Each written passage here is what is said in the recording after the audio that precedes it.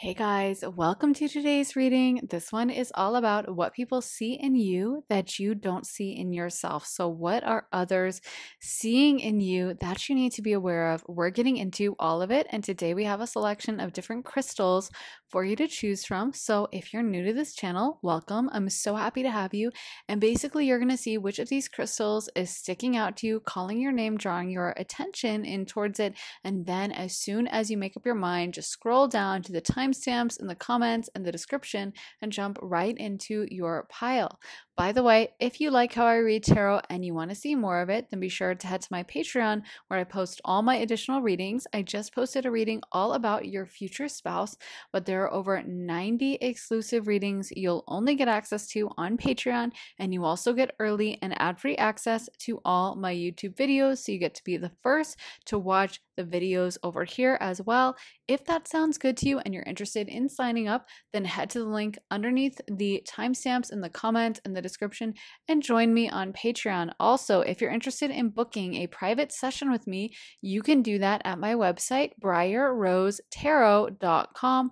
Whether you are looking for a tarot session, a channeling session, a astrology chart reading, you can also get a combination of all three. You can have it be a 30-minute quicker reading or a full hour-length reading. You can have it be pre-recorded, have it be live, so you get to really customize your reading so it's the perfect reading for you. If you're interested in that, head to my website, briarrosetarot.com, and the link for that is in my description. So, with that all being said, if you need more time to decide, you can totally feel free to rewind, pause, and take as much time as you need, but we're going to go ahead and jump into pile one. Hey pile one, welcome to your reading. Let's get into your cards. Oh, this one wanted to fly out and see what people see in you that you don't see in yourself. What do people see in pile one that they don't see in themselves? What do people see in pile one that they don't see in themselves? So we got the Horse King, Assistance, Control, the Rainbow Prince, Compensation, Perseverance, and the Shadow Queen, Acquiring Knowledge, Insecurity, Manipulation. So what I'm hearing right away is like you're more competent than you know.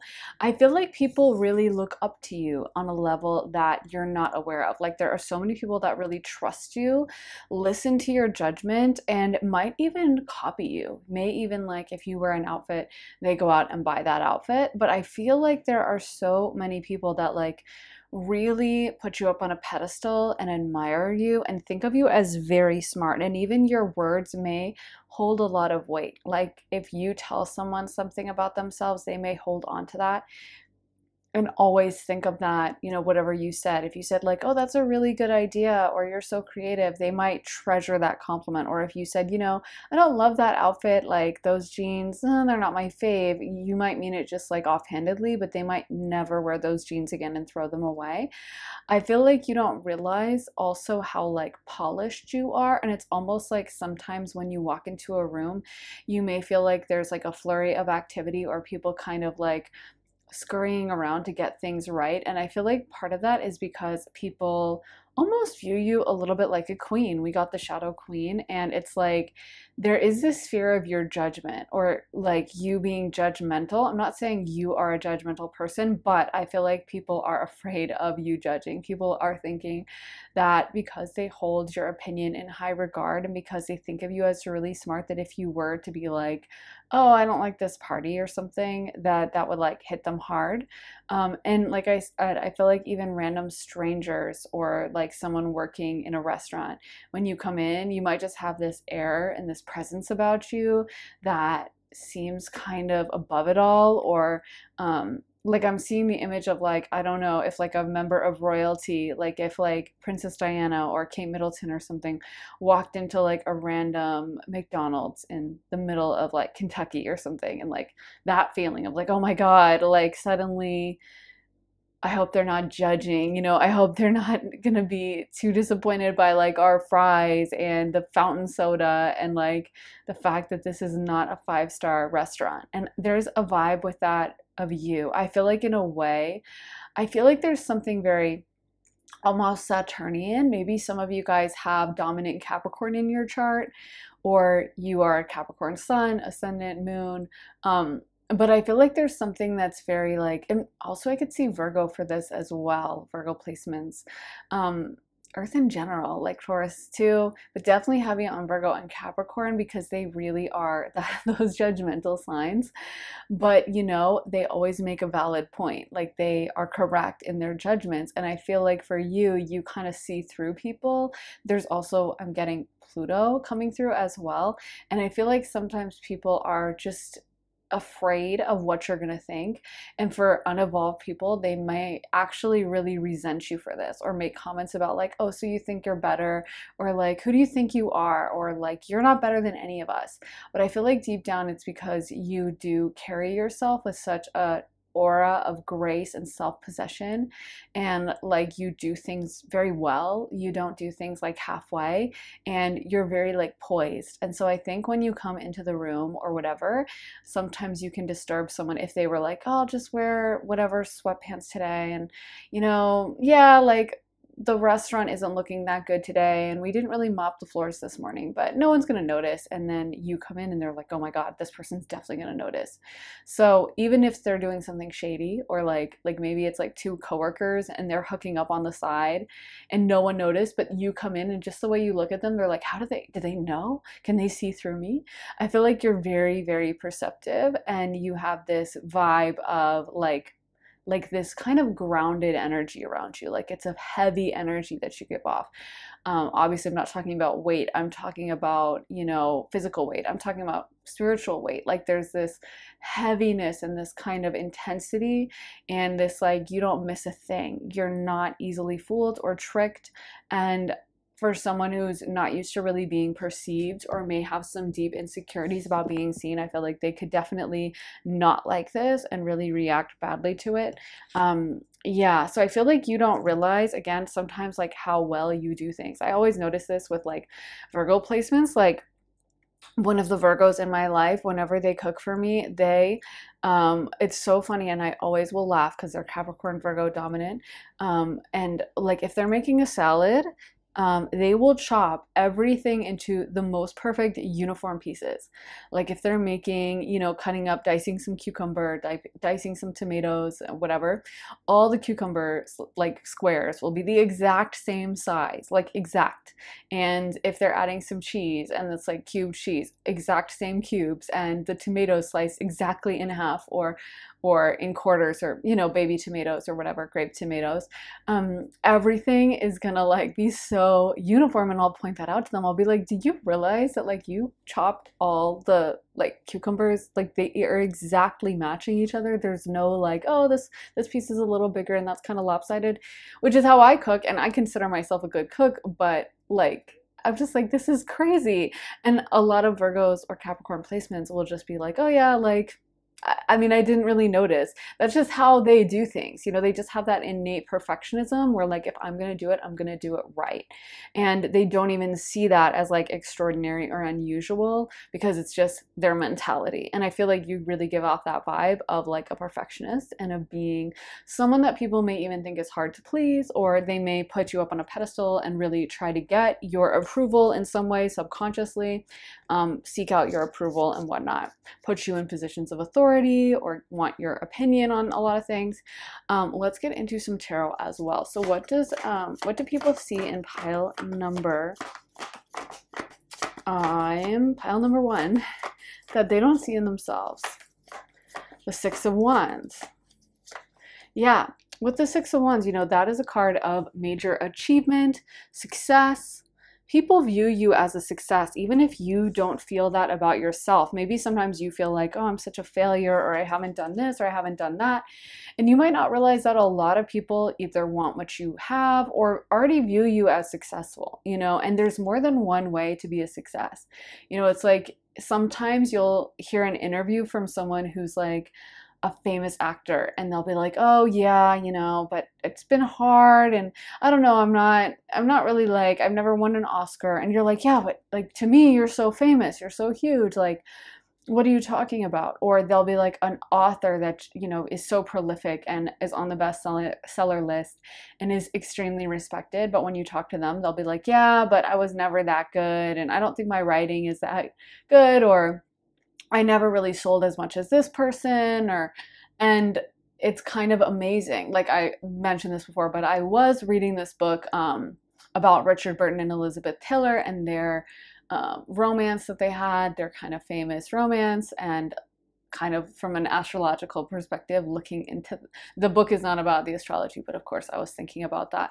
But anyway, the point is, at the end, like Richard Burton is looking at his career and he's talking about how he kind of views himself as a failure and he should never have gone into acting and he should have done other things and blah, blah, blah. And it's funny because he was nominated, he never won an Oscar, but I think he was nominated like 6 or 7 times, which was the record at the time for the most nominations with no wins.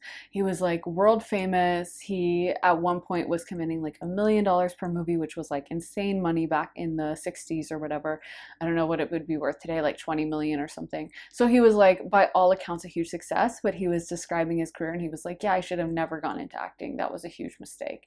And he was like very pessimistic about it. And it's so funny to hear as someone who's looking on, because you're like, aren't you like Richard Burton and you're like one of the most famous in the world, men in the world at that time, and how could you possibly say that when you've had all this success? But that's the thing, is like sometimes we can be our biggest, harshest critic and we don't see what other people see. And we may be harsh on ourselves in a way that like no one else would be, and all they're focusing on is, oh my God, you achieved that. Oh my God, you're Richard Burton. And we're thinking, yeah, but I didn't like act in that role, or I didn't pull off that, or I should have gotten this. And I feel like you don't realize that you are quite intimidating and that people do see you as a success in whatever it is. And you may be very striking physically as well, because the 6 of Wands is also a very public energy type card. You can see it's literally showing a procession through city streets. So it shows this guy marching through the city streets and like everyone's cheering for him. So it really is about how others perceive us and about this public perception and about people like liking what they see. I mean, they're celebrating him. They're not like looking down on him. He's above the crowd. Everyone's applauding him. So I feel like for you, you make a great impression and you don't even realize that. You don't even see that you have achieved a great deal of success in whatever, and that a lot of people look up to you or see you as almost like a role model, or yeah, someone that they think has achieved a whole lot. And even physically, you just might be very attractive. You know, the 6 of Wands is definitely someone that can have a great social media presence or just have a lot of that acclaim. So people may look at you and see you as like, wow, what a success. Pile number 1, they are so put together. They have achieved so much. What a great life they lead. Let's get some more cards for pile number 1. What about pile 1 do they not see about themselves that others see in them? The King of Pentacles reversed, okay? And the Ace of Pentacles. What do others see in pile 1 that they don't see in themselves? The 9 of Swords. Let me get, well, look how many pentacle cards are coming out.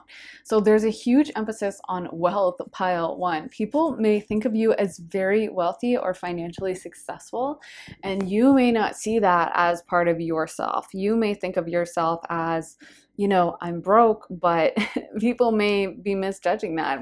Whatever your financial situation is, you may give off an aura and a vibe of like wealth, success, grace, decorum, good manners, and people just assuming that you have a lot of money or that you have succeeded in some way.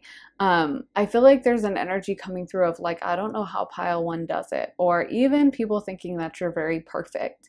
And again, I feel like with that 9 of Swords, that's almost like your energy coming out, where you can sometimes be your own worst critic, and you can sometimes really beat yourself up and wonder why you're not at a certain level, wonder why you haven't achieved certain things, feel like I haven't, I'm not a success. I'm failing out, or I'm just like floundering, whatever. And I feel like people look at you from the outside and they think, wow, like they've done so much.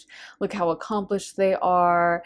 And a lot of people who literally probably would want to be you, or like would trade places with you in an instant. They may even glamorize your life and think that like it's perfect, or it's so easy, or they have everything falling into place. They may assume that you have easy luck with your dating life and your career, and absolutely everything is just flowing for you and going really well.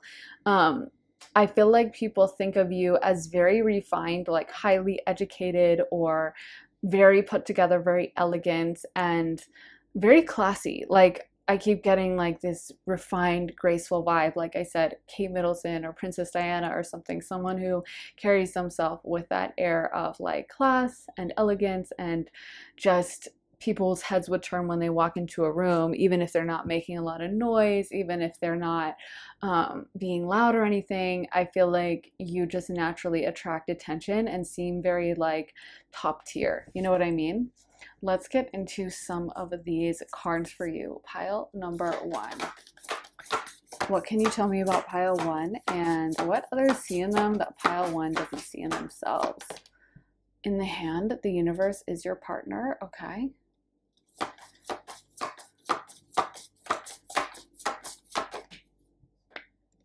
Joyful muse, inspiration.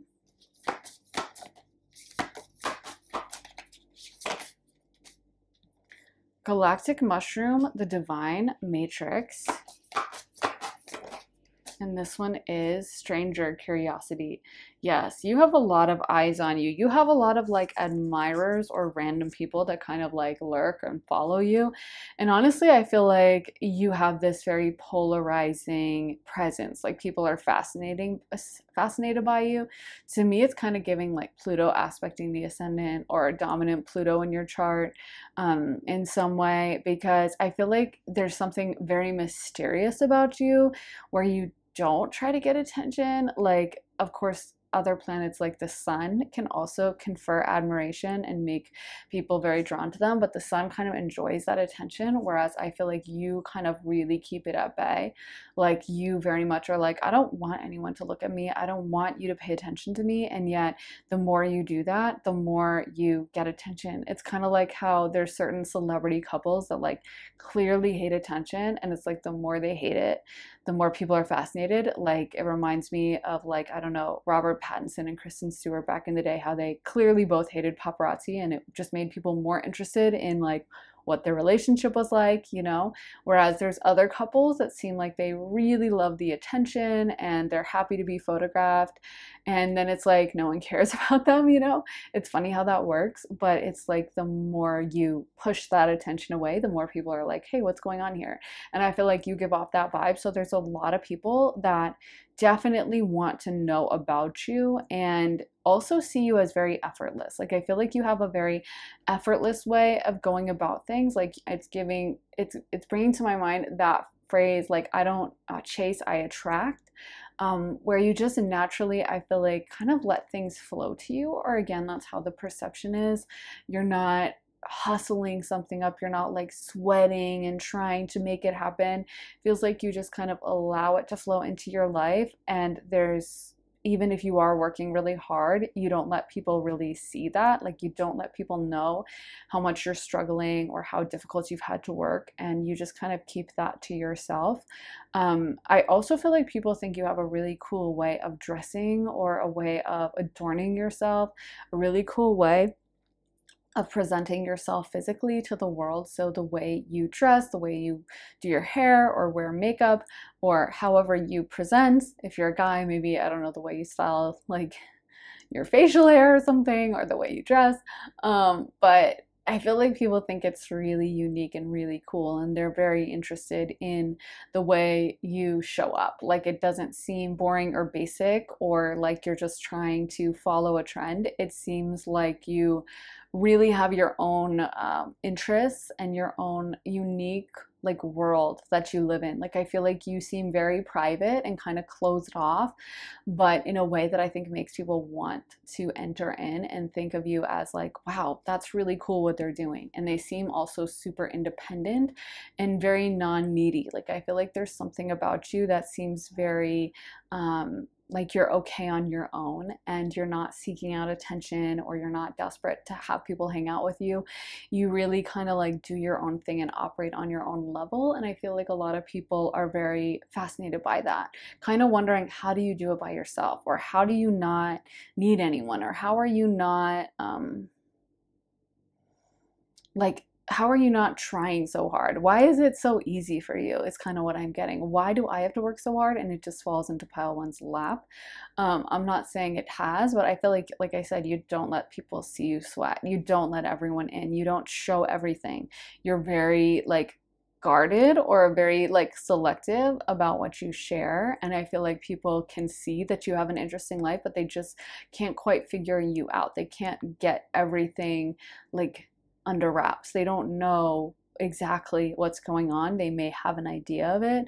They may have inklings, I guess I should say, about it, but they don't know the whole story. And I also feel like you have been very independent with either cutting people out or leaving people behind when they act toxic towards you. Like if someone is not good for your energy, I feel like you will just leave them behind. Like if someone is draining you, or maybe this is like exes that want to come through that you've cut off, but I feel like you can be very independent and be the kind of person that like once you're done, you're done. Or once someone annoys you, like they're out, and you're not going to give them an explanation. You're not going to sit them down and talk with them about it. You're not going to tell them how upset you are. You're just like kind of on to the next. And I feel like that also makes people from your past very fascinated about you. Like you aren't sitting around begging or crying or, you know, seeming desperate. You just seem very resilient, self-reliant, and it gives you this power that I think you don't always see, but others definitely see. Let's get some astro dice for you. Pile number 1. What are the dominant astrological energies at play for pile 1? So we got the second house, Saturn. I just knew we were going to get Saturn, and Capricorn. Oh my gosh, double Capricorn, double Saturn. I love that. Let's get one more sign.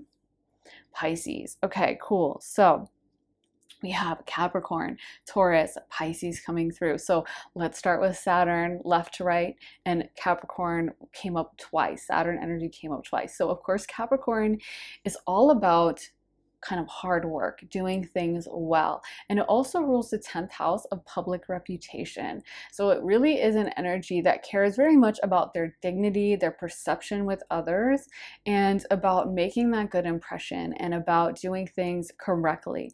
And also a lot of Capricorns can kind of be punished a lot by Saturn throughout their life, especially early life up until their first Saturn return.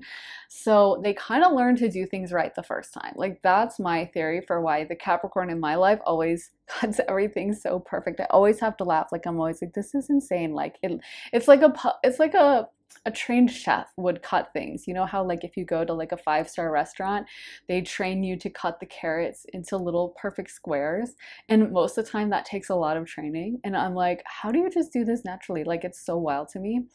But I think that's because like Capricorn placements, Virgo placements, they kind of learn they have to do that, because whenever they try to like rush things, do things sloppily, Saturn will come in and punish them. So it's like trial by fire, like, or learning, I guess, that way. Like you kind of it's like when you take a course with the hardest teacher in school and they're just really mean to you. As much as it stinks, you're also going to be so much better prepared, and you're going to be that perfectionist in your other classes because you're used to like the teacher being harsh and making sure you did homework and giving you pop quizzes. So you're not going to want to slack off the way someone else might who just had an easy teacher and everyone got an A and it's fine.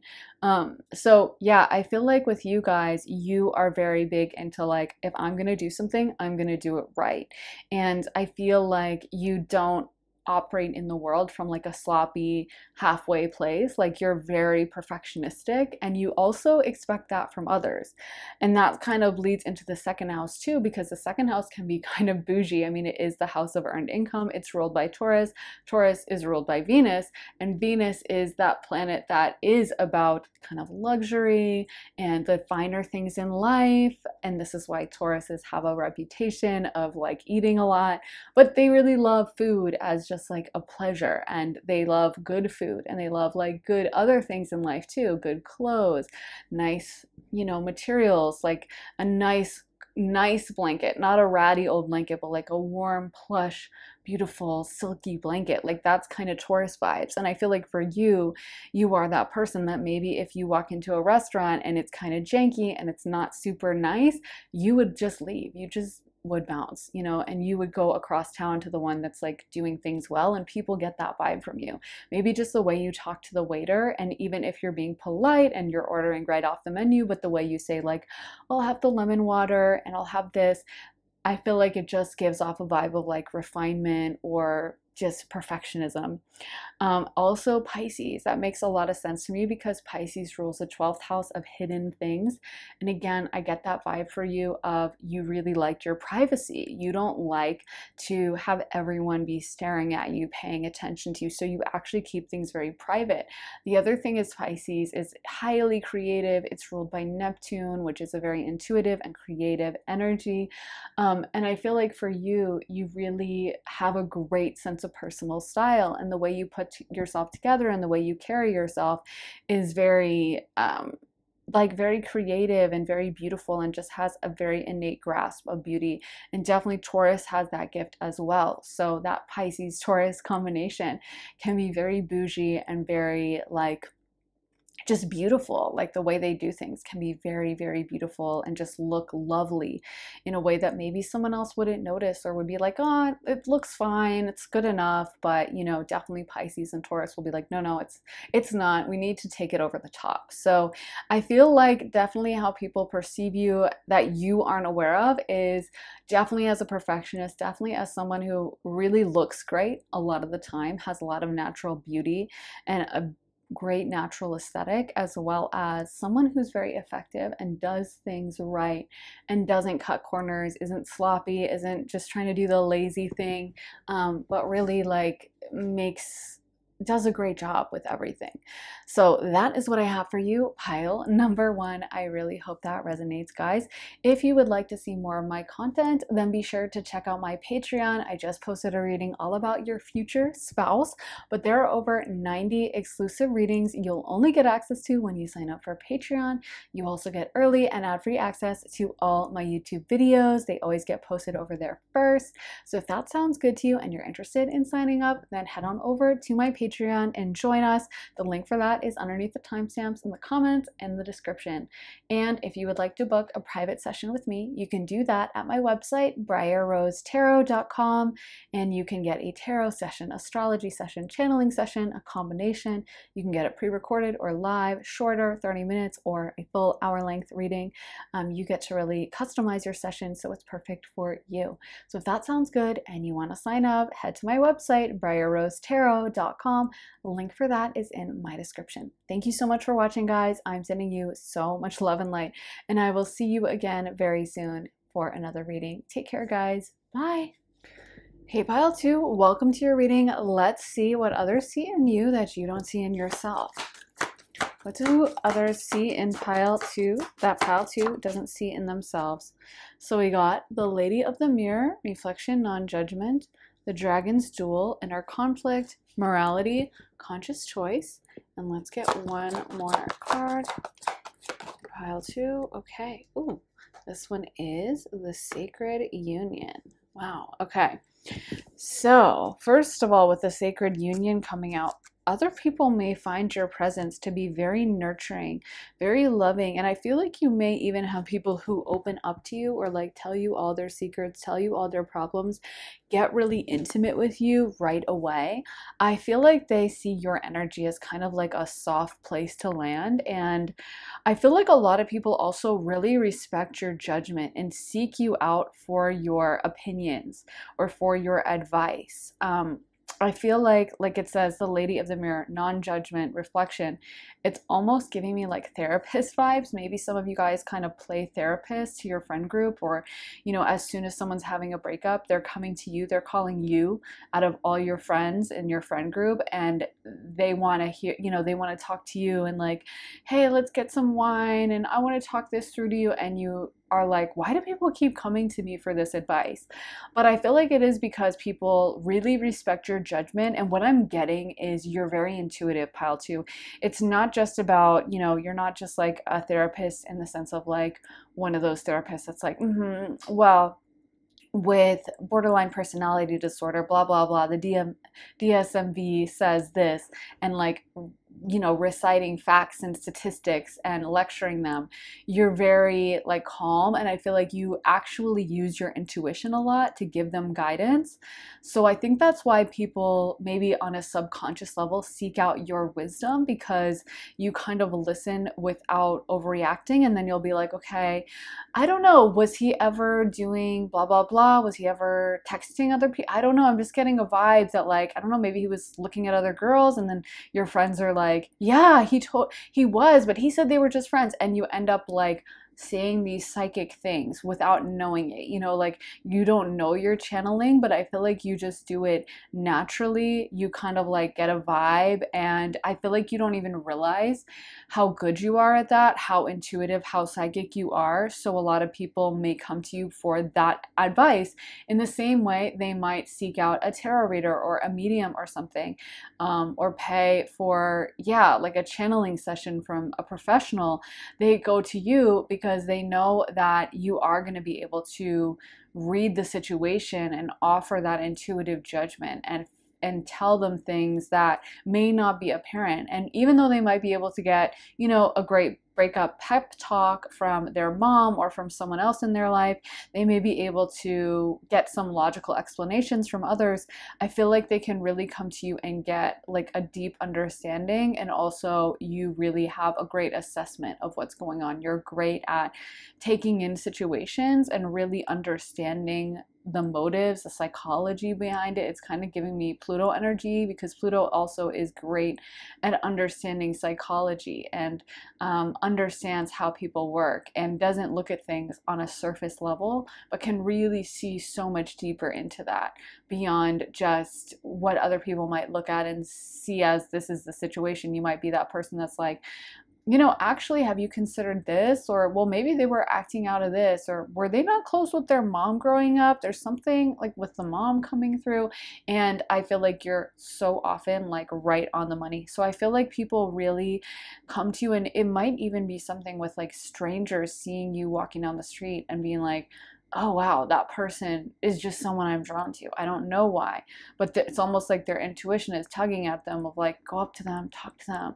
So you might find, someone randomly approaches you in the gym, and next thing you know, they're telling you all about how they don't talk to their sister and they've been estranged from their mom for 10 years. And you're like, I thought you were just asking me how to do squats, and now you're okay, how do we get on this conversation? But I feel like there's a very subconscious, like you have a lot of healing energy about you as well. So people kind of know that they can come to you, they can be vulnerable, and they can be soft around you, and you're genuinely not going to judge.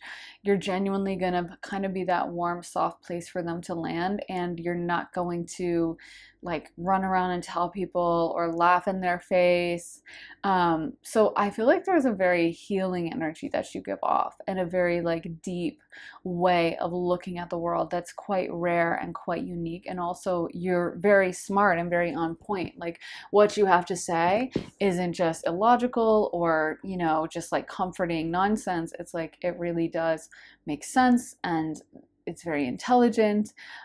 So you also may find there's a lot of people who develop crushes on you or want to date you, or think that you're a lot closer to them than you really are. You may find people, say like, oh my gosh, you're such a good friend, or you're my best friend. And you're like, oh, I didn't get, like, I don't feel like I know you that well. Or you may find that someone you thought you were being really nice to and friendly to, and then they think that you guys have like a flirtation, and that you're like, low-key dating or something, and you're like, what? No, we're not, and I was just being nice. But yeah, I feel like people tend to project a lot of fantasy on you as well. Like, it's also giving dominant Pisces or Neptune, because Neptune is kind of a shapeshifter. It can be whatever you kind of want it to be. It's a fantasy energy. It's kind of a delusion energy. So it can be that, opinion you just imprint on someone of like, oh my gosh, they're in love with me, and they don't even really care about you. You know what I mean? And so a lot of Pisces can kind of attract that kind of attention, where people assume that they have a much deeper connection than maybe the Pisces feels. Let's get into some tarot for you guys. Let's see, what do people see in pile number 2 that they don't see in themselves? What do people see in pile number 2 that they don't see in themselves? Temperance. Okay.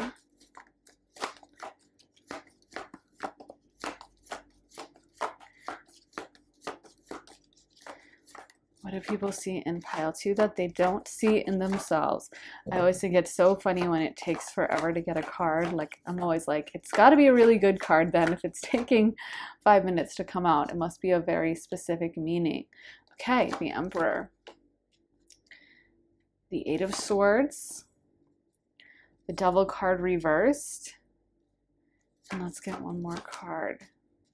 The Death card. Look how many major arcana cards have come out. 1, 2, 3, 4 out of 5. So yeah, you definitely have a very powerful energy that I think really leaves an imprint on people. That's another thing that you may not see about yourself, is how impactful you are. I almost feel like there's an energy where you can walk into a room and like everyone's heads turn, or even if they don't actually turn their head, like they're very noticing of you, even on an energetic level. And also, this is something that a lot of Pluto placements have, because Pluto transforms and changes whatever it touches. So Scorpio ascendant, Scorpio sun, moon, whatever, Scorpio Mercury, it depends on where it is in your chart, but like a Scorpio Mercury can transform people through talking to them and through a conversation with them, and might completely change that person's thinking just through one conversation, or a Scorpio Mars might change someone's opinion or their whole life through some kind of conflict, an argument with them, and they leave like never the same, and so on and so forth for all the different planets. Obviously Venus is through love, and etc. So yeah, I feel like for you, you give off this very Plutonian vibe where like you really change people's perspectives. And you may find that like you start working somewhere and everyone there acts a certain way, eats a certain way, does certain things, and you come in and at first you're like the odd one out, and everyone's like, you do what? That makes no sense. And then you find that they start adapting it. Like, I've told this story before, so if people are familiar with my channel, you probably know, but just really quickly, I worked at this office and I would always bring in salad every day, because salad's my favorite food and I love salad. And anyway, that's what I would like to eat for lunch, and I would just bring my lunch and like make the salad before time. And so I don't know why, but they would always tease me about this, and they started making fun of me for bringing my salads in and calling me like the salad girl, and making all these like weird digs about a salad again. And I was like, okay, like what is the problem with, why do you even care what I'm eating for my lunch? But I don't think I told this part of the story, that like a few months after leaving that workplace, I saw that both of the girls had gone on like these separate kind of like fitness health journeys, I guess. And it's funny because I never was judgmental towards what they ate or how they looked or anything like that. I always felt like the judgment was directed at me, and it was very one-sided, because honestly, I don't really care what anyone else eats for lunch. I only care about what I'm eating. But yeah, I noticed that they both started, like one of them started posting all these like keto recipes, so I guess she wasn't eating any carbs, so she was probably eating a lot of salads, I would guess, because salads don't have carbs usually, unless you had like croutons and stuff, or beans or whatever else.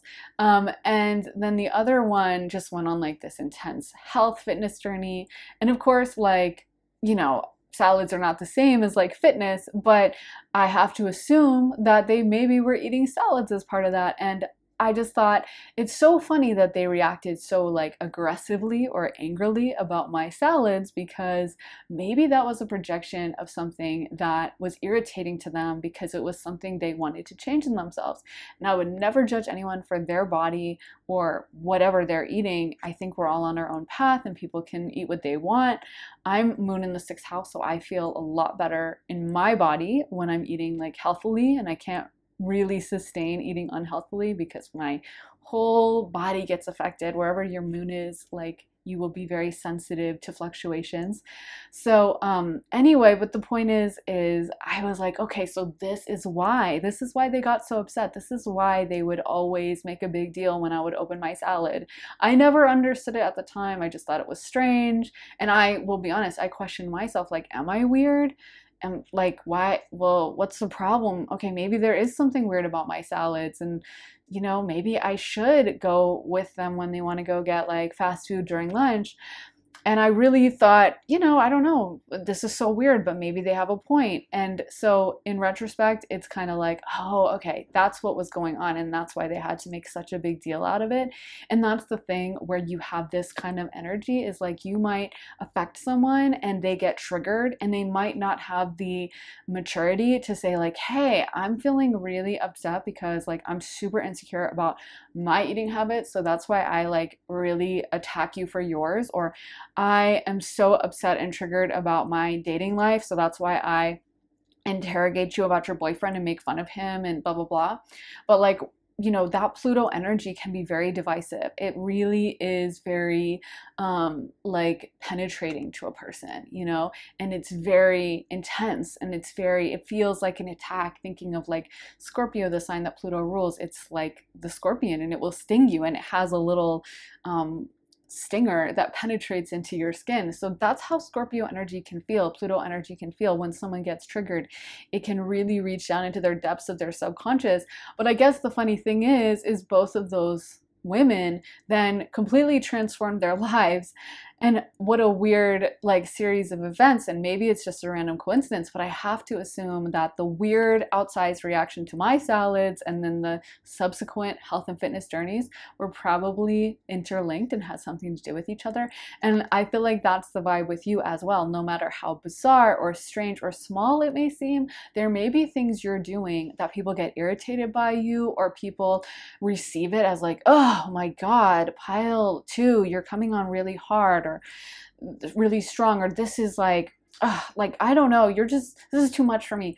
But they end up transforming themselves. They end up being not the same, and they end up seeing your appearance too as almost an attack on them. Like that's why I think they were so upset about the salads, is because I think me minding my business being like, yeah, I brought a salad today, was them like a trigger for them, because maybe they had some shame or dislike about their bodies or about how they looked or about what they were eating. So my salads were like a physical representation of like an attack on them. You know what I mean? I don't know for sure, but that's kind of how I see it.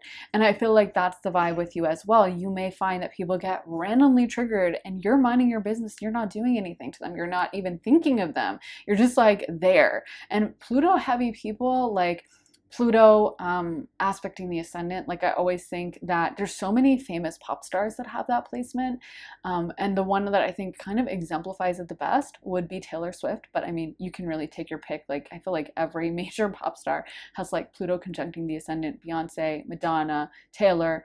So it's like the biggest of the big, but they can be very polarizing and have people just dislike them for no reason. Like Taylor Swift, she's either like people love her or people hate her, and they'll get like so mad at her for something that seems super innocuous. Like it's like they'll try to cancel her for like, I don't know, having like a green outfit on stage or something so stupid, and you're like, what? That doesn't seem bad. But that's the energy and the intensity of Pluto, is it kind of sucks everything out of the room and makes everyone like, oh my God, who is this? And so it can feel very like almost oppressive if you're not that person and you're not a fan of them.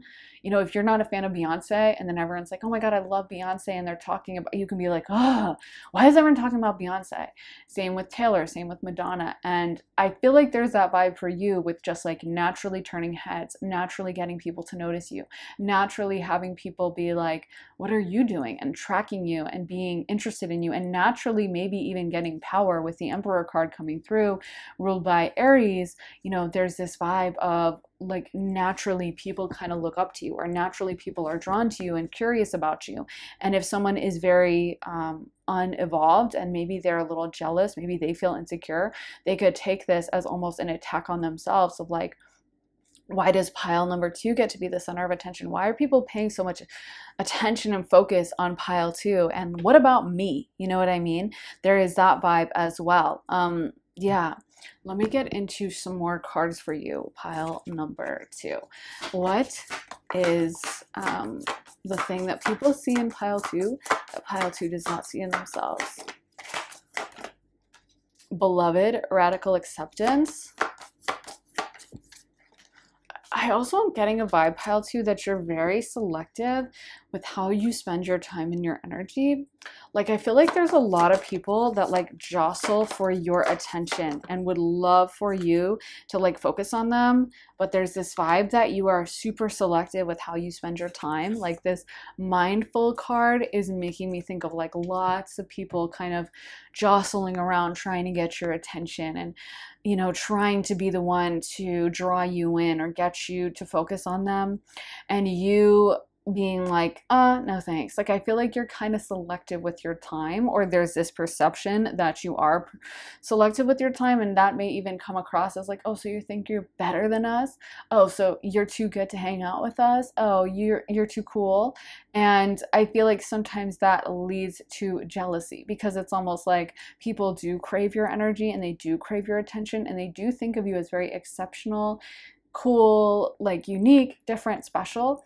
So I feel like if you are like, oh yeah, I don't want to go to the party, but it sounds really fun, I have something else going on that day, they may take it as like, an attack, because deep down inside they really want you there, and they know that you showing up at that party is like, you know, a big endorsement for them. Like, it's a flex for them if you show up, because it's kind of like when you get a celebrity to go to the party, or someone that just, if you walk in the party and they see you there, pile 2, they'll be like, oh wow, this is a really cool party. Like, look at that person over there, they seem really cool and they're here, so this must be a good place. Yeah, I feel like you give off the vibe of only sticking around for energy that serves you and benefits you, and being very kind of discriminating against things that don't do that. Like, you're very picky, and if something isn't something you enjoy, you just kind of don't engage with it, and you're just kind of like, no thanks. And you're very in your own power. Like, you're not trying to get people to like you. You're not desperate to have people accept you. It feels like you're just very, it's almost like you keep your circle small, or you just stay with your energy. And I think sometimes people would like more access to you, or want you to make yourself more vulnerable, want you to open up, want you to accept them. And they can even get into like a frenzy of like, so she doesn't like me, and kind of like fixate on you, I feel like sometimes.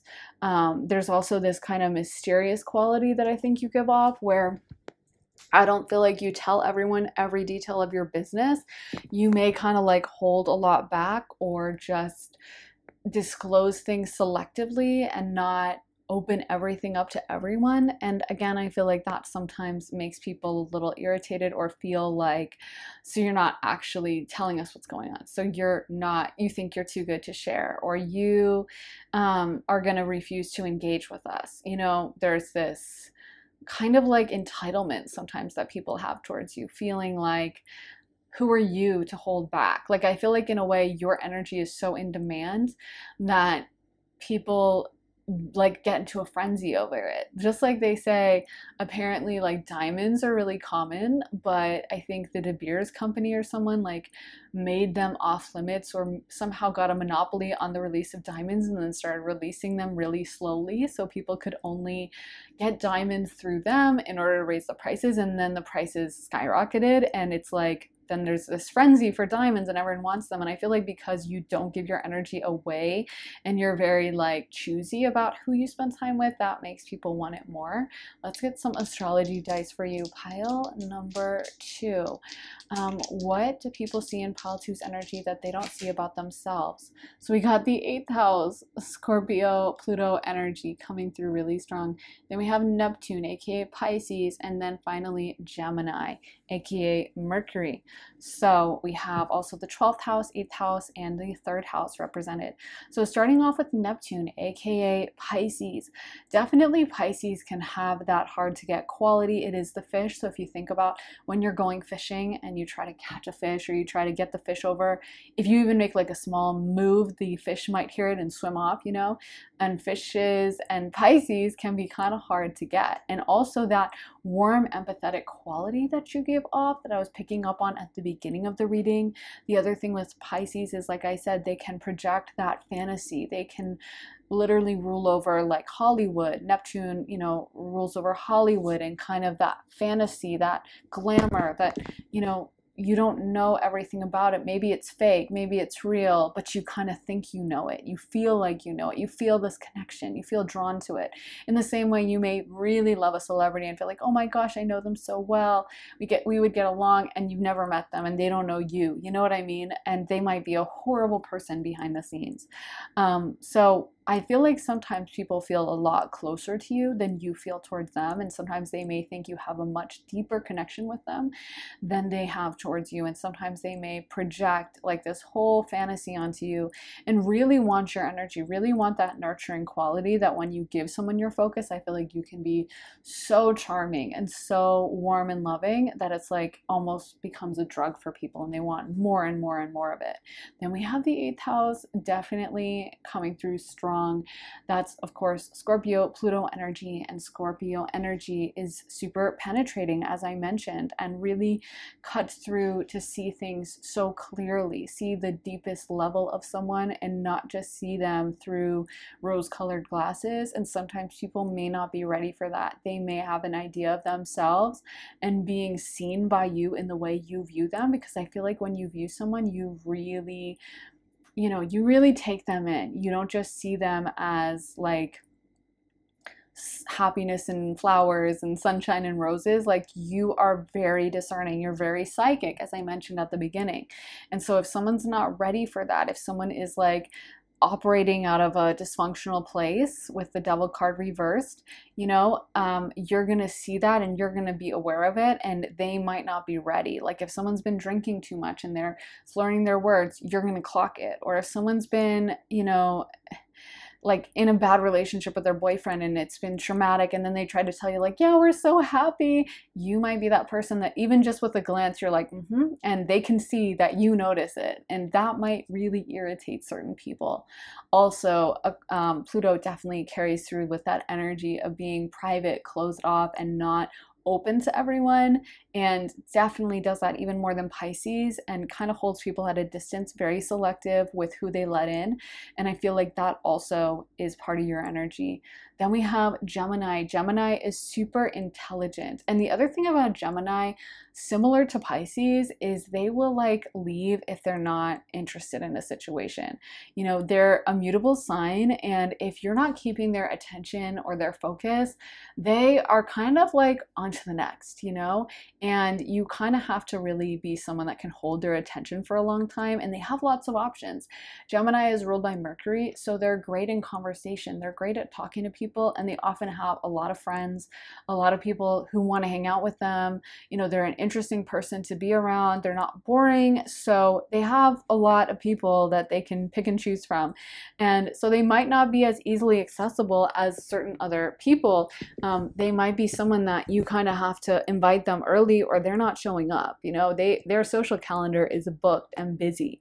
And they also are great at giving advice. Being Mercury ruled, they can talk you through any situation. They can, you know, they have a lot of knowledge and they can really give you that like wisdom and talk you through whatever problem you're dealing with. So I feel like, again, a lot of the resentment towards you is just people seeing how valuable your energy is and seeing how fun you are to be around, how magnetic you are, how much people really want to be like you and kind of look up to you in a way, and the unevolved people a little bit resenting this or getting angry about it and wanting to kind of control you and you not allowing that.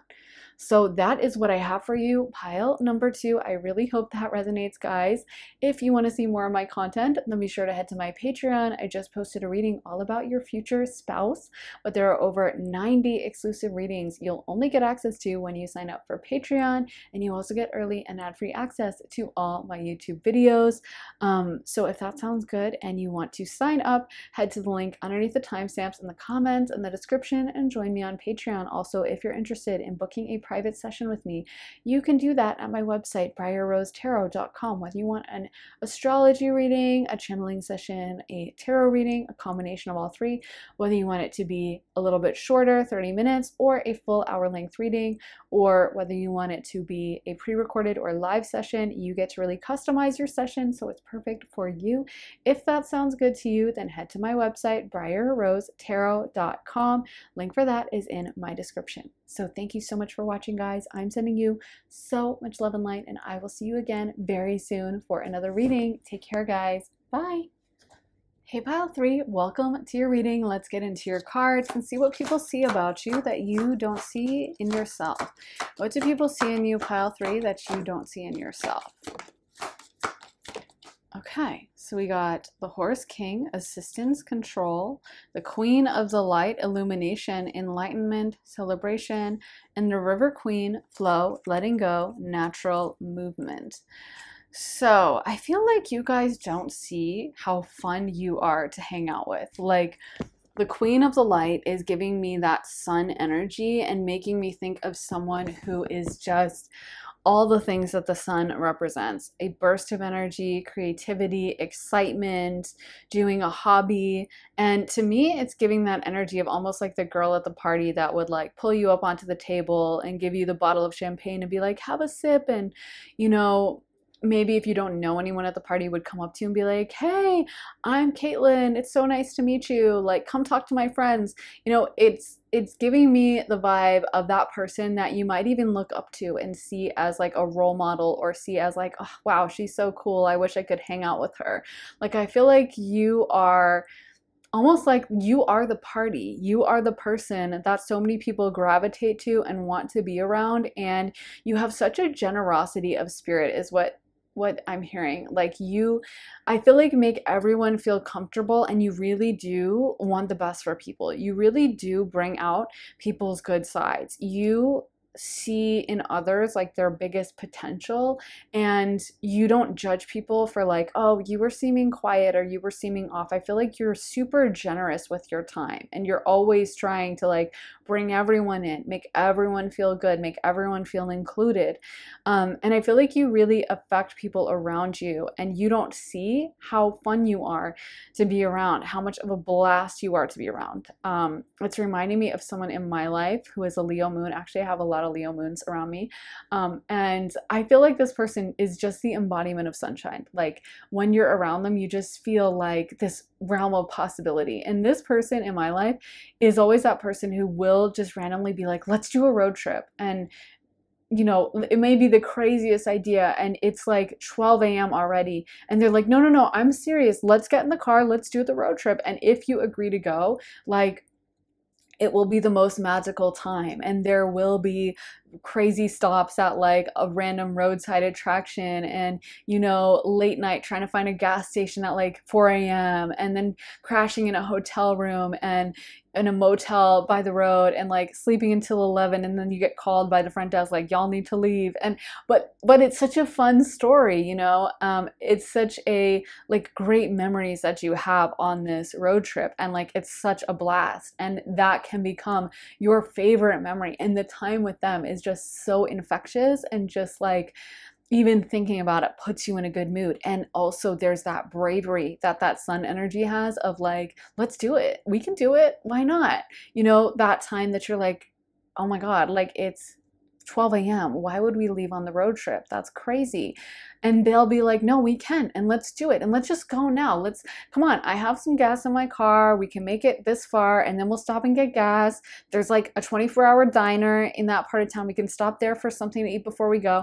And next thing you know, you're like, this is crazy, but you find yourself like throwing together a duffel bag and like racing out to the car and then setting off, and it becomes like a beautiful, amazing story that you just hold on to. And you know, I feel like you give that vibe of like, you see the possibility, you allow people to like see magic in their life.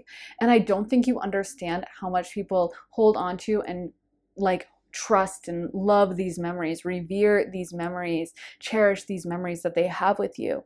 I feel like you also let people know to kind of let go and not to be so rigid, and kind of be like trusting themselves. You know, the thing about the sun, and people really get down on Leos and say like, oh my god, they're so egotistical and they're so full of themselves.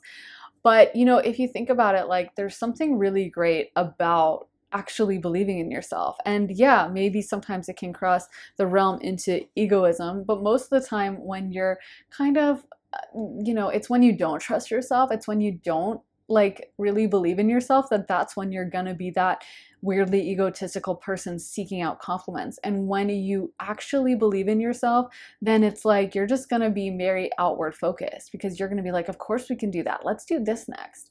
You know, it's kind of that energy of boldness, and like I'm sure I'll get through it, I'm sure I'll figure out a way, and why would I even spend time doubting? So I feel like sometimes if someone is dealing with like feelings of anxiety or nerves, that's when you may show up in their life and kind of like come in for the purpose of stirring things up and making them realize that I can take these risks and I am going to turn out okay. And I am going to be, you know, absolutely fine. But yeah, what your energy is coming through to me is just as like so much fun, such a blast to be around. And I feel like super infectious. I feel like people just hang out with you once, and then it's like they're like, oh my god, I really want to see pile number 3 again, I really want to interact with them, like that was such a good time. Let's get into some tarot cards for you, pile number 3. What do people see in pile 3 that they don't see in themselves? We got the 5 of Cups. Okay, what do people see in pile number 3 that they don't see in themselves? The 6 of Swords. Okay, what do people see in pile 3 that they don't see in themselves? The Hierophant.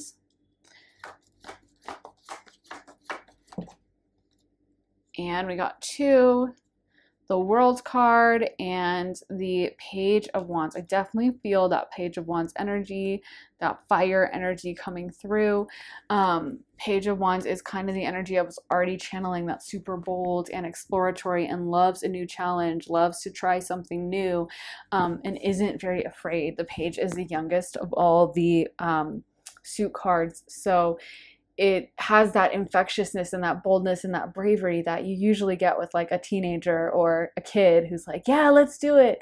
And maybe when you're an adult, you're more like, oh no, there's risks and there's, let's be a little more careful. So you may literally have like a youthful quality to you. A lot of Leos have this quality as well, where they just come off energetically a lot younger than they are. Leo rules over the 5th house of children. So a lot of Leos, like for example, boomers are the Pluto in Leo generation, and they would always say things about like, you know, never growing up, and people will say that about boomers, is like they're super immature, they act like children. But it's like that's kind of a Leo quality. It's more low vibrational when, you know, the generational placements can be more low vibrational, because of course a lot of people aren't as self-actualized. But you know, in a good person, in a good, I shouldn't say good or bad person, but in a very like self-actualized person that's done a lot of shadow work, that childish energy can come across as really beautiful and fun and infectious, and just like seeing the inner child in them can unleash the inner child in everyone else, and that kind of untouched purity of childishness, not the petulance or immaturity of it. You know what I mean? So I feel like you guys may literally come off a little bit younger than you are, and as someone who's wanting to have adventures, wanting to do things. And as soon as something is no longer serving you, you may have that attitude of the Six of Swords, of the Five of Cups, of like not being willing to settle for something that isn't making you happy, not being willing to like content yourself with just like, whatever, I'm kind of bored in this situation. I feel like you are always trying to find like the new challenge or the new good thing. You may also be very plugged into like trends and what's new and fresh. Like if there is a pastry shop that just opened in your city and they sell like this crazy looking pastry, you may be the first in line to like go check it out. Or if there's a new trend, you may be the first to like adapt it. I feel like you just have such a fun joie de vivre. Like there's this openness to life, and there's this like aliveness that you give off that I'm getting. And I feel like if someone else is like, oh, you know, I'm really unhappy in my marriage and I'm just going to stick it out and play it safe, I feel like you're very passionate and you wouldn't really do that. You would be like, we're going to have to talk this out, or honestly, I'm leaving. I'm filing for divorce and I'm going to go find someone else today because you know what? Life is too short.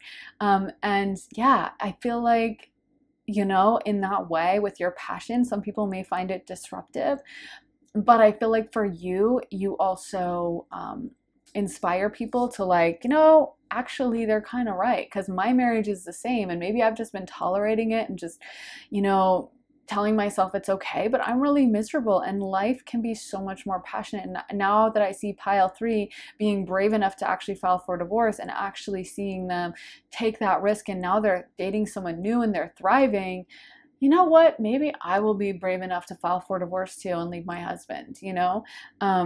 I feel like for you with the world, there is that energy too of loving to explore, loving to travel maybe.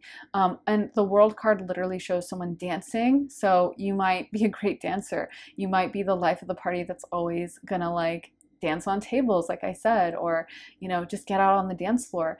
And the world dancer is celebrating some kind of achievement. So there's also this vibe to you of being good at getting what you want, being very good at, you know, directing your energy towards something and achieving it, making it happen, not just keeping it as like some goal. Oh, I'd love that to happen, but like, let's do it. Let's roll up our sleeves. Let's get started. Why not? I feel like for you, I'm also getting the vibe that you can really make a great impression on others and like really get along well with a lot of different people. Like if you need to go talk to a boss, you're great at that. If you need to meet someone new at a cocktail party, you're great at that. And I feel like you're very polished and kind of make a good impression. Like even the way you put yourself together, even the way you dress, even the makeup you have, or the hair you do for yourself, I feel like it inspires people to put more effort into themselves. And again, Leo rules 5th house of creative expression. So Leos often love to express themselves through fashion, through literally anything. They've got to express their creativity, which they have a lot of creativity. And I feel like you give off that vibe. You know, the sun is the ultimate source of energy. The sun needs to shine, and the sun gives life to everyone else. So I feel like what you really don't see is how much your energy flows to everyone else, how much they need your energy, and how much you help others to live their best lives by being close to or connected with you. Like you make them be like, you know what, I want to try this challenge, or I've been eating the same thing every day for like the past 2 years, and I see the way pile 3, always packs fun, unique, cool lunches for themselves, and you know what? I'm gonna do that too. So I feel like there's a very risk-taking, bold, optimistic quality that almost like shakes people up out of their stagnancy. And you may find that you naturally attract people who are in a very stagnant energy.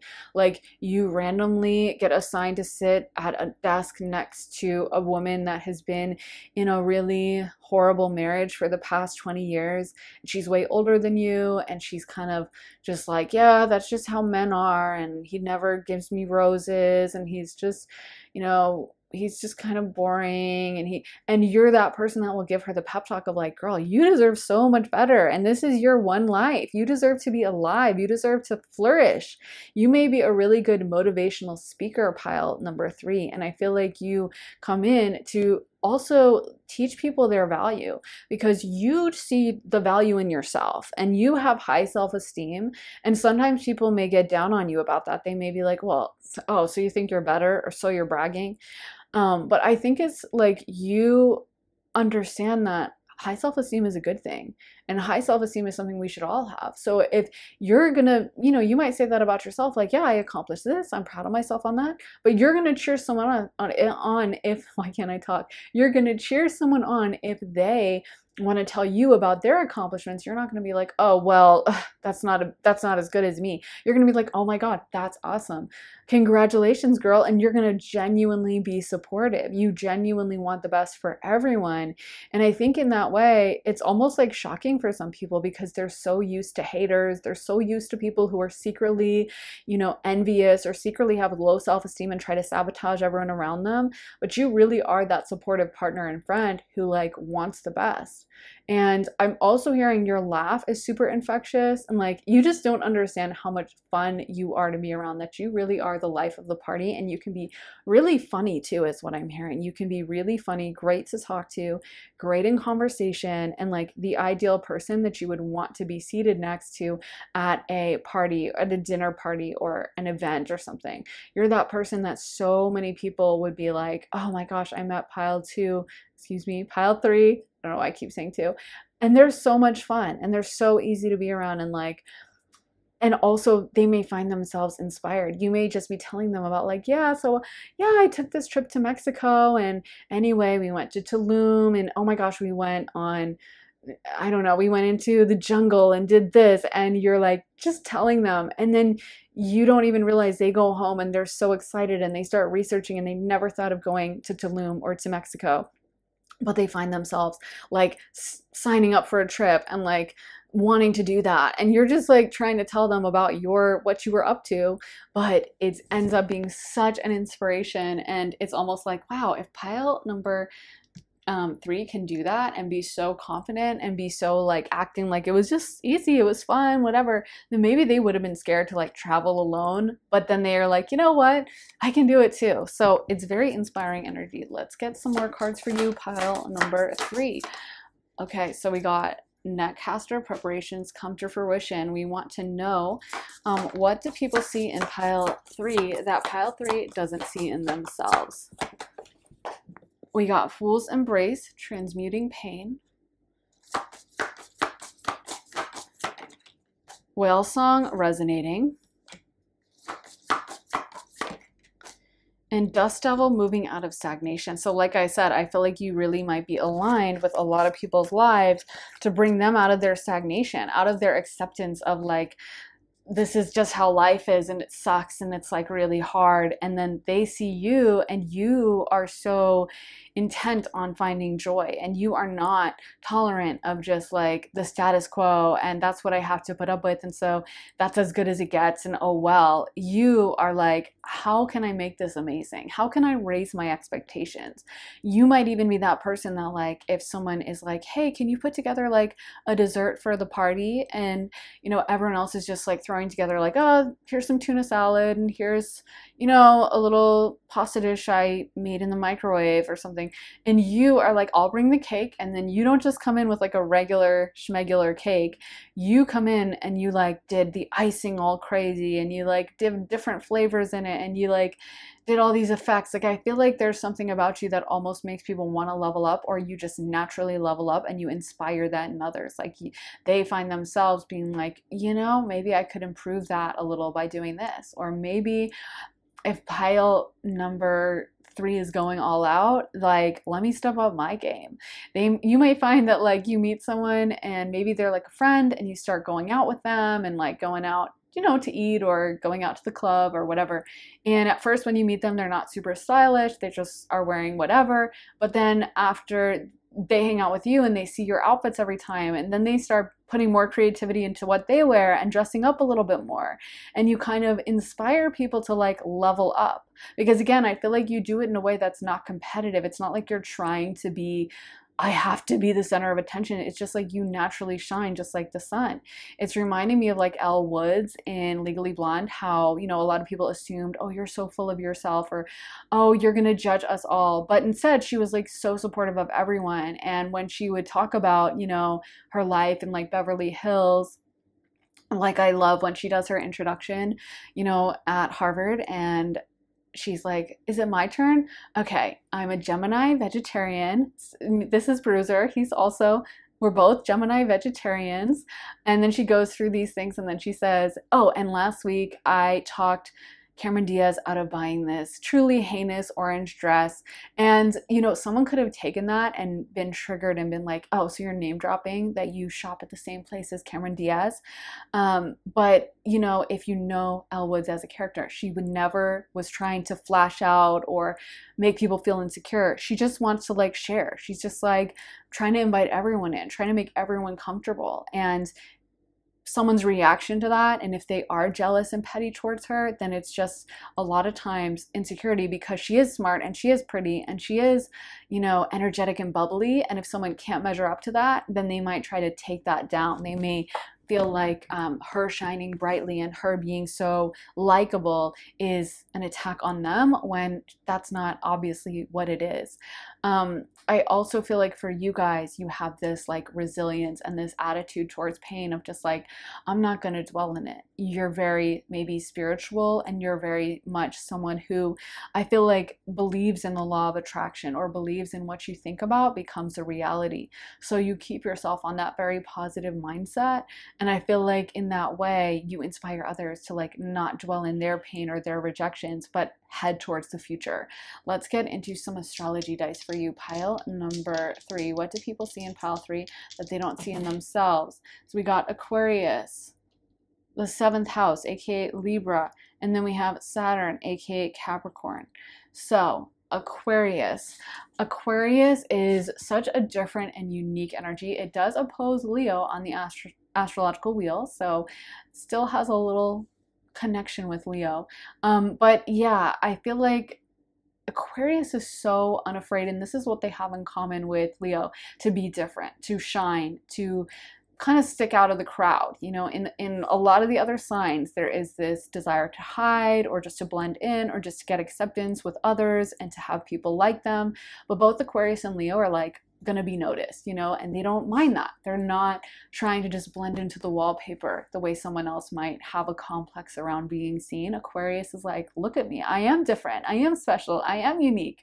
And they also rule over like crowds, large groups of people. So they can be very popular even despite being a little weird, and having people sometimes be like, how did they do that? How did they become so popular when they are very kooky? Like, for example, I don't like him because of the court case thing with Amber Heard, but Johnny Depp, he has an Aquarius ascendant, and I always think he's very emblematic of Aquarius ascendants, because technically he kind of did everything wrong, when at a time when he could have pursued like just those heartthrob roles, really popular blockbusters, he kept seeking out like these indie art films and very unique roles and doing things very differently. But that actually made him into a bigger star, and it almost like doesn't make sense. Like, why are you playing this very juvenile, weird version of Charlie in the Chocolate Factory based off of like Michael Jackson? And it's kind of a little creepy, but that was a blockbuster. How do you do those, roles that are so strange when you think about them, but people are drawn to it all the same? And again, I do not like Johnny Depp because of, yeah.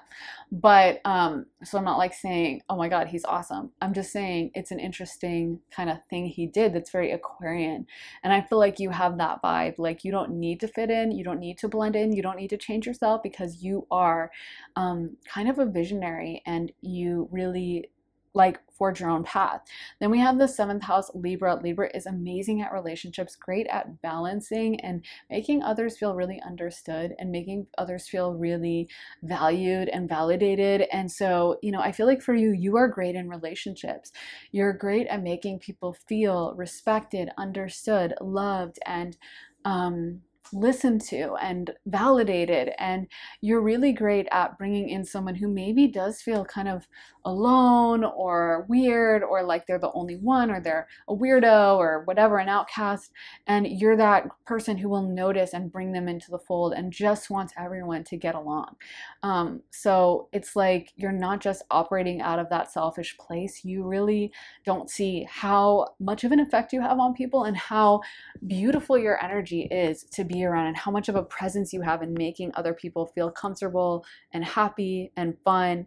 Then we have Saturn, and Saturn, of course, rules over Capricorn. Capricorn is also the 10th house. It's a public house. It's a house where we can get a lot of attention. So again, I feel like naturally you do command that attention and people do respect you and look up to you. Also, the 10th house is a very ambitious house. It does rule over career. I feel like you would naturally have an ambitiousness and ambition that people kind of respect and notice about you. Also, Capricorn can be prone to kind of like hardship, especially earlier in their life, like the first 30 years or around that, before they go through their first Saturn return. They can get punished by Saturn, so they can kind of have experienced a lot of difficulty. But I feel like that's the thing that's coming through with you, is you kind of have that resilience that a lot of Capricorns have, where, you know, they've been punished so much by Saturn that something that might throw someone else off and be like, oh my God, this is so unfair. A Capricorn's going to be like, hey, no big deal, on to the next. And I feel like you have that resilience, like you have that just, yeah, let's keep it going. Let's keep it moving. Let's not dwell on the negative. Let's focus on the positive. Let's focus on the future. And yeah, it's a very beautiful energy. So I think that is what I have for you. Pile number 3. I really hope that resonates, guys. If you want to see more of my content, then be sure to head to my Patreon. I just posted a reading all about your future spouse, but there are over 90 exclusive readings that you'll only get on Patreon, and you also get early and ad-free access to all my YouTube videos. So they always get posted way early over there. If that sounds good to you and you're interested in signing up, head to the link underneath the timestamps in the comments in the description and join me on Patreon. Also, if you would like to book a private session with me, you can do that at my website, briarrosetarot.com. Whether you want to sign up for an astrology reading, a tarot session, a channeling session, combination of all three, whether you want it to be a quicker 30-minute reading or a full hour-length reading, whether you want it to be pre-recorded or live, you get to really customize your session so it's perfect for you. If that sounds good and you want to sign up, head to the link in my description for briarrosetarot.com. So thank you so much for watching, guys. I'm sending you so much love and light, and I will see you again very soon with another reading in the future. Take care, guys. Bye. Hey, pile 4, welcome to your reading. Let's get into your cards and see what people see in you that you don't see in yourself. What do people see in pile number 4 that pile 4 does not see in themselves? Okay, the Lady of the Gift, generosity, receiving, withholding.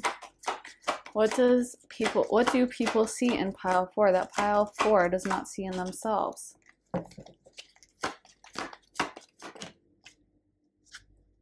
Let's see, the Eagle King, the big picture, angelic help. Let's get one more card for pile number 3, or excuse me, pile 4. The Swan Queen, transformation, intuition, patience. Ooh, I am getting this very deep energy of like power from you, pile number 4, but it's almost giving me like moon vibes. Like, yeah, power in a way that is not overbearing. Power in a way that I feel like is cool, calm, and like I said, withholding, like not giving everything. This is so strong moon energy, because if you think about the sun, it shines its light so generously, and it shines its light on everything. You can see it all, like the sun helps the crops grow, but the moon is a lot more withholding. Like it only comes out on certain nights. It might hide behind the clouds. Sometimes it just goes away entirely for days. This is why the sun is masculine, the moon is feminine. And it is an energy that is like so generous and so emotionally loving and empathetic, but it's not going to just like pour that out on everyone easily accessible. Like it's not an energy that you can just definitely expect to show up. Like the sun shows up every single day, even if it's cloudy, you're still going to get a lot of light, but the moon is much more selective. And I feel like, you know, the moon also, this is getting into kind of metaphysics, but like it's cold energy.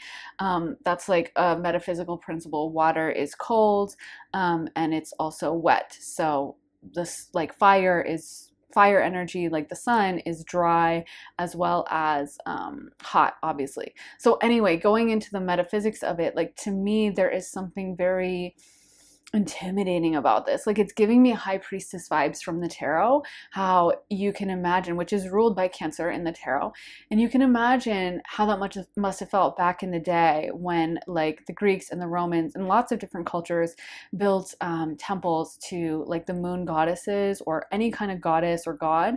But you can imagine being a priestess back in the day and sitting on the marble, and you having to walk into this temple and having to go through all the pillars until you go into the back secret most hidden part, and then kind of prostrate yourself and ask this goddess to help.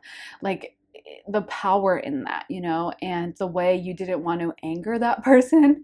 And you just give me this vibe that there's something very mysterious about you, very kind of calm, withholding, and not overly generous, but not in a way that you're like cold or cruel, but just like you're very withdrawn into yourself. And I don't think you understand how much the people around you who are close to you almost like get desperate for your energy, but in a good way. I'm not saying that you're like mean, cruel, withholding on purpose. I just feel like you pour your energy back into yourself, and you kind of don't realize sometimes how valuable this is. And I am getting a message that for some of you guys, this could be the opposite, that sometimes you actually give your energy away, and the message is coming through to kind of urge you to realize the value of your energy and to realize how special it is, and to never overpour. Like to never, if you know you're talking to some guy and he's not texting you regularly and he's not giving you what you want in the relationship, then maybe like pulling your energy back and seeing the power, because I feel like there's something so captivating about you, pile 4. I feel like there's something about you that like the people who really like you, like your energy is like an addiction, and you are, I think, in your highest power when you are a little bit more quiet, when you aren't feeling the need to perform or the need to like make someone like you, and you just kind of do your own thing, and you are a little bit more mysterious and focused on yourself, is what I'm getting for you guys. I feel like a lot of you guys really have this incredibly psychic vibe that you give off. Again, I'm getting high priestess energy, where I feel like you can really see through someone. You can really see through the deepest corners of someone's soul. And so even talking with you is kind of like this sacred occasion. You know, it's reminding me of like, there are certain people that, like, honestly, what's coming to mind is growing up in DC. I've, you know people who have met like politicians and stuff, of course, because that's where they all live. And a lot of people say that, especially Bill Clinton, for some reason, is like when he looks at you, it's like there's no one else in the room. I don't know. I've never met the guy, but like I've heard that from multiple people, that there's just something in the way he looks at you that it's so intense and, you know, like so captivating. So you can understand why he became like a big politician. Anyway, not saying anything about him, you know, other than that, but it's giving me the vibe of those people who have that charisma, that like their eyes might be captivating, or the way they look at you is just so like intense, and you find yourself thinking about them after, and there's a presence, there's a groundedness, there's a like there's a non trying to, I think a lot of people have an energy where maybe they're trying to appease, they're trying to make people like them, they're kind of trying to dance around like a jester and like, hey, I'm cool, I'm fun, ha. And then there's the people that are kind of quiet and kind of sit in the corner, and they don't care if you like them, and they're okay with themselves, and there's so much more power in that. So that's what you're giving me, whether you're embodying this energy already or this is something spirit wants you to step into. But I feel like you have these beautiful psychic abilities and gifts that would allow you to step into that energy really easily, because talking to you is really kind of a privilege. Like, it is a spiritual experience. Let's get into some more tarot for pile number 4. So we want to know what people see in pile 4 that pile 4 doesn't see in themselves. Look at that, the Empress. And this really is kind of a divine feminine energy that I'm getting coming through, although it definitely could be expressed in the masculine. I'm kind of feeling like there are slight like scorpionic, plutonic male vibes coming through, but I definitely could see this being a very feminine energy as well. That feminine energy that kind of receives and waits for someone to come to them. It doesn't seek out, doesn't try, isn't like, hey, so anyway, let me text you, and like, I saw this joke last night, to like the guy they like, but is like, did they text me? No? Okay. I'm going to focus on myself, and kind of like waits for the person to come.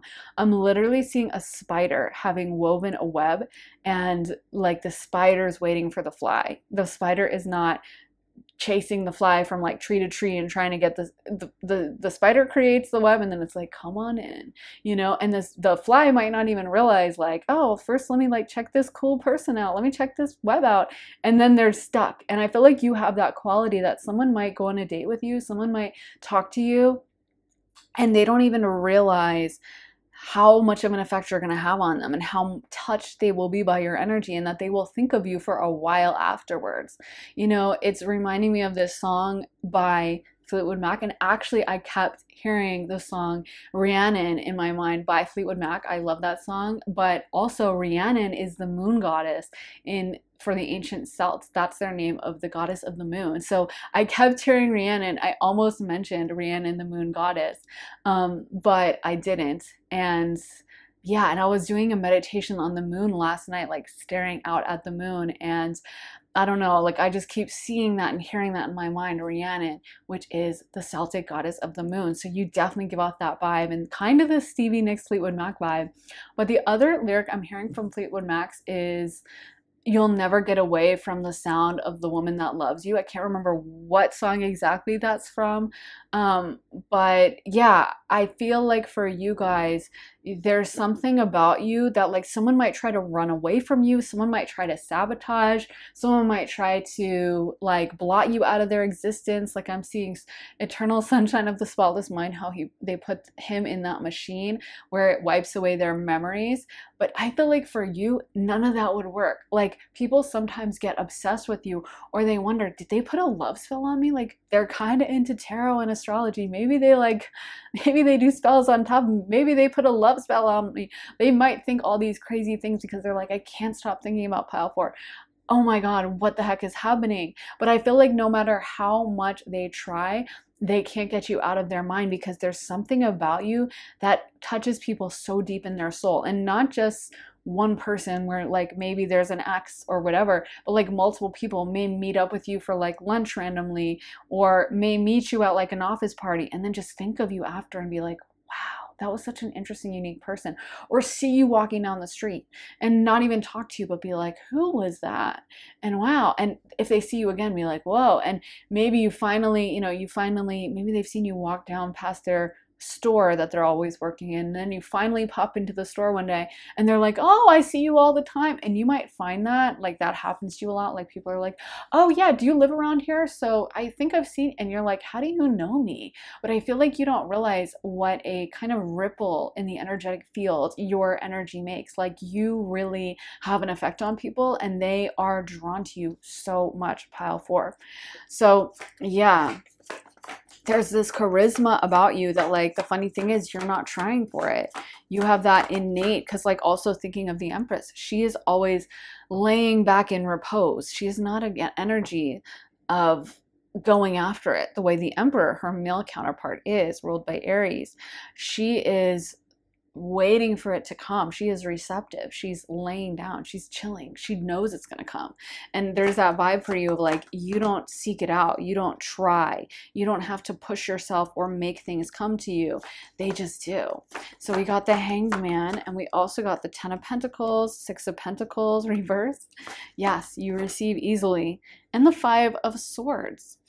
So there may also be something quite bougie about you that people see in you. They may see you as someone who's extremely well dressed. The Emperor, the Empress, I should say, of course, is connected to Venus. And so Venus is a very, well, it is just a straight up bougie energy, but it also has a lot of natural gifts for like how things look, fashion, all that jazz, you know, how someone adorns themselves, what they put on their body, how they dress, how they smell. And they may just be someone that looks really beautiful and has a natural beauty. So you might not even realize how beautiful you come across.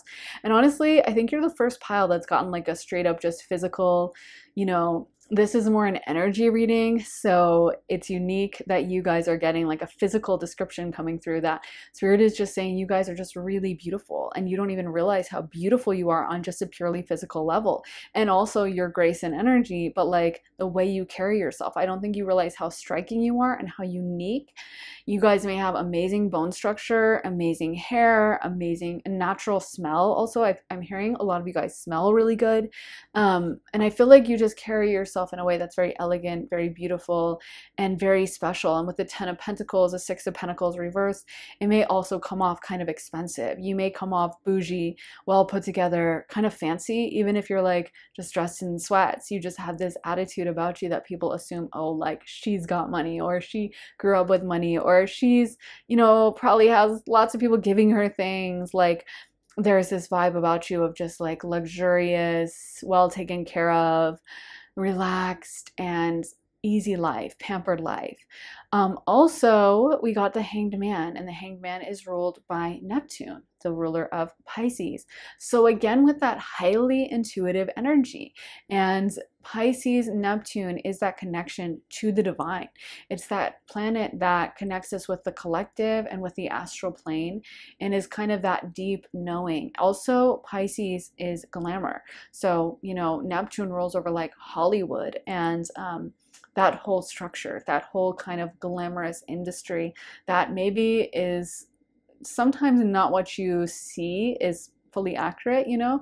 Sometimes the actual truth of it is something different, but it's that innate glamour of like the movie star getting out of the limo and looking amazing and the flashbulbs going off. Even if she just got in a fight, just screaming fight with her husband in the car, and she gets out of the car and there's something about her that looks so untouchable and so perfect and so, you know, almost otherworldly.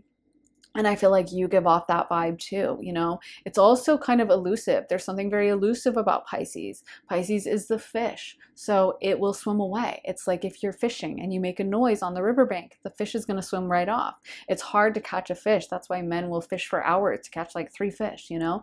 So there's something about you guys that I feel like if the energy doesn't fit, if you're not liking the vibe, like you're off, you're on to the next, you're not sticking around, and that gives you this kind of in-demand quality. Like there's something that people know they kind of have to come correct with you. They kind of know that if it's not serving you, you're not going to stick around. And I also am getting the vibe that some of you guys are very emotional, but people love that about you. And Pisces can be very volatilely emotional.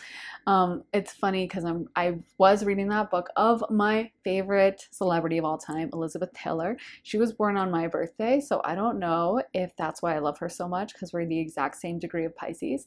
But I just like have always loved her, and she's such an iconic celebrity in my to me, the embodiment of celebrity, and so glamorous and whatever. But anyway, she, like, if you read that book, it was Furious Love, and it was about her relationship with Richard Burton, which is like probably one of the most famous love affairs of the entire history of the world. But she, anyway, like the book really talks about all their fights, and they got into a lot of fights. Richard Burton is a Scorpio, and then Elizabeth Taylor is a Pisces. But I think a lot of people would think, oh, like, you know, the Scorpio is going to be the one who's the more like angry or emotional, because Pisces is more chill and more calm. But no, like, I mean, they both fought with each other, but definitely I think Elizabeth Taylor was like a force to be reckoned with. And if she was mad, she would give it right back, and she would like say whatever she wanted, and she was highly emotional and volatile. And that's one of the things I love about her. And also I think Rihanna in modern day kind of embodies not the exact same energy, but you know, a similar Pisces glamour that maybe is the closest of what we have in modern day times to Elizabeth Taylor's energy. And she's also a Pisces, maybe Angelina Jolie as well, but she's also that Pisces, and she's very emotional too. I think sometimes people think about Pisces that they're just so chill, they're just really calm, they're just really sweet all the time, but it can be a very emotionally volatile energy, as can all the water signs. And what I'm hearing from Spirit is like, people love your emotions, they love your dreaminess. You know, the love letters that Richard Burton would write to Elizabeth Taylor, he would say, I love that look of passion in your eyes. And some of the letters would be a little risque, too risque for me to recite, but he would talk about the look of passion, the fire in her. Like that was the thing that made her, you know, at a time when there were lots of beautiful young starlets, that was the thing that made her appeal to the public, was the fact that she was feisty, the fact that she was passionate, she had a reputation, she was known for not just, like I said, this is similar to Rihanna, and they're both Pisces. They don't, Elizabeth Taylor was actually very body, and would like in an interview like call something out, or say like she'd argue with like someone if they were being rude in an interview, you know what I mean? And so that stereotype about Pisces being super chill is just not true when you really see it in action. And I feel like for you, there's that message that your emotions are a vital part of your energy, and that people are really drawn to it. People are very magnetized to you because of it, because I feel like you care about things and you look at things deeply, and you are, when you actually are close to someone or you hold someone in your heart, you really care, you are really passionate. And that's a beautiful thing, is what Spirit is telling me about you guys. Let's get into some more cards for you. Pile number 4, we want to know what people see in pile 4 that they don't see in themselves. Joyful muse, inspiration, highly creative energy, which again, Neptune here, very creative. Yeah, people see that you have this creative side to you. The further gate, bold step forward. What do people see in pile 4 that they don't see in themselves? Okay, 2 cards wanted to come out. Eyes of the eagle, rising above the fray, and closing door, completion. I feel like, again, this is that energy that I keep getting, that you're very discriminating with your time. You're not going to hang out with anyone. You will not stay in an energy that's like stagnant and like not working for you anymore. I feel like you are very almost demanding, or very like either you love it or you hate it. You know what I mean? Like either it's serving you and it's working for you and you're into it, or you're not. And you're kind of a person of extremes, you know? You're kind of not that just chill, like, sure, it's fine and whatever. You, I feel like, live life very passionately, and you care a lot. And you don't live it through like halfway terms. You are like fully alive, fully vivid. With eyes of the eagle rising above the fray, there may be something very otherworldly, very astral planey about you, very different, and like you seem here in one moment, present in one moment, but also kind of dreamy and like off in your own world, which is so Pisces, and very Neptunian. So you may seem like you're kind of here, but you have one foot on the astral plane. And I feel like that also makes you not settle for less, because it's almost like, I think maybe the reason why there's so many Pisces that embody this energy, like Elizabeth, like Rihanna, where they seem very feisty, very passionate, is because, you know, there is that theory of astrology where you incarnate once through each of the astrological wheels. So the youngest sign is Aries, and then of course you incarnate through each of them. And by the time you've gotten to Pisces, you've embodied and you've existed as each of the other energies, and you kind of have a combination. But if you think about that, then it may be one of your last go rounds on the planet. So it's almost like you want to squeeze every bit of life out of it. And that was really what came through in that book about Elizabeth Taylor, was how much she and Richard Burton like really lived. I mean, they were so in love with each other, and they had such glamorous lives. I mean, they were spending millions of dollars on diamonds. They'd live out of like the best 5-star hotels. They'd live on their yacht. They flew in a private jet, you know, everywhere. And it was like, okay, they're really doing life. They are not just like living, you know, a kind of boring existence the way other people might just content themselves with, like, okay, you know, I'll just kind of sit and watch TV all the time, and I'll just like deal with this, and I'm not really happy, or I'm not really enjoying myself. Like, I feel like that Elizabeth Taylor Pisces energy is like, I'm going to make sure that I live my life to the fullest. I'm going to make sure that I am feeling things as deeply as possible. And I don't want to be around anything that is halfway, or anything that doesn't make me feel fully, vividly alive. And I feel like you really give off that vibe, and you may inspire others as well to live life more vividly too.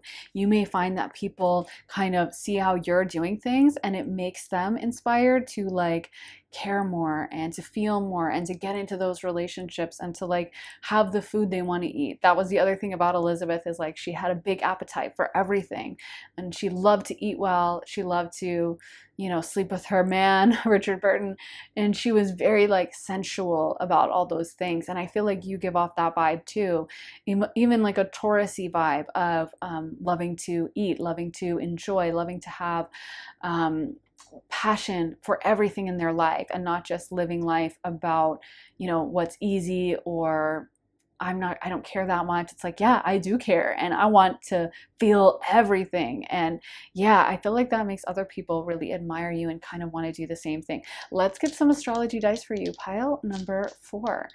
What astrological energies does pile 4 embody?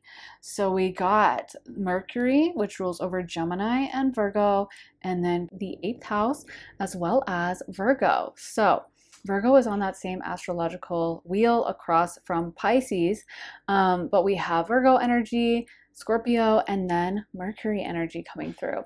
So let's start off reading left to right with Virgo. So Virgo is that perfectionistic energy, and similar to Pisces, which it shares an axis with, it is a giver. It is an energy of trying to fix, trying to improve, and really caring on a very deep level about people. You know, not just taking something as it is or accepting, but kind of being like, oh, I can improve it this way, or maybe this person could benefit from that. It is an energy that kind of wants to serve and give to others, and really also sees people through to their deepest core. And that's something they actually have in common with Scorpio over here on the 8th house, and that's why they have similar symbols. So Virgo is that perfectionistic sign that if you try to like BS Virgo, they will see right through it.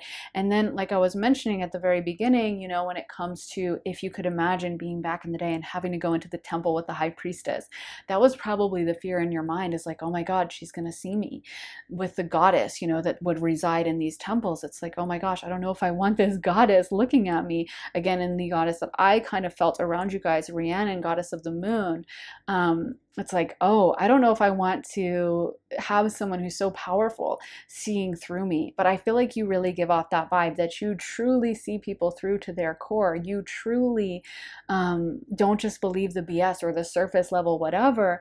You really see so deeply, and it can be very affecting and very like intimidating, and kind of like touch people in their soul how much you see through them. And again, sharing that vibe with Scorpio, which also loves to see through to someone and see past the surface and see down to someone's core.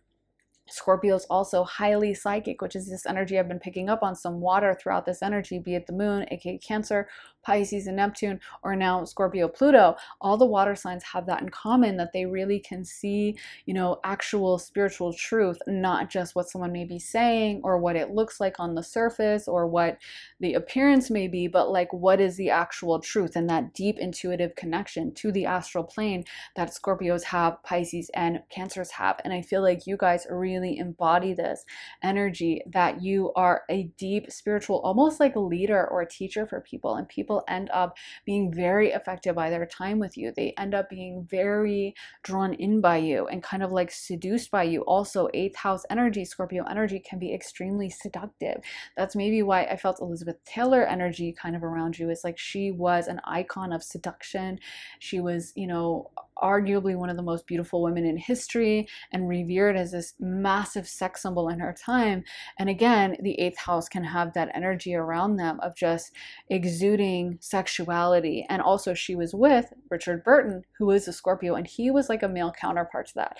He had seduced a lot of women. He was known as this sex symbol and kind of this Casanova, I guess, that he was like with all these different women, and then he fell in love with Elizabeth and didn't want anyone else. So yeah, you definitely give off that kind of scorpionic passion, like energy and attraction that you naturally have.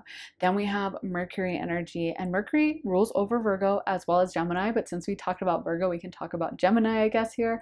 And Gemini is extremely curious. Gemini loves to be doing a million different things, and kind of similar to Pisces, it can have a very elusive quality. There's something about Gemini that doesn't really love to be tied down or limited to one thing. They are the twin, so they love to have a million different interests and a million different things going on. They're not necessarily going to be contented if you just make them focus on one thing at a time. And in that sense, they can be kind of like hard to get a hold of. There can be something secretive about them or kind of hidden about them.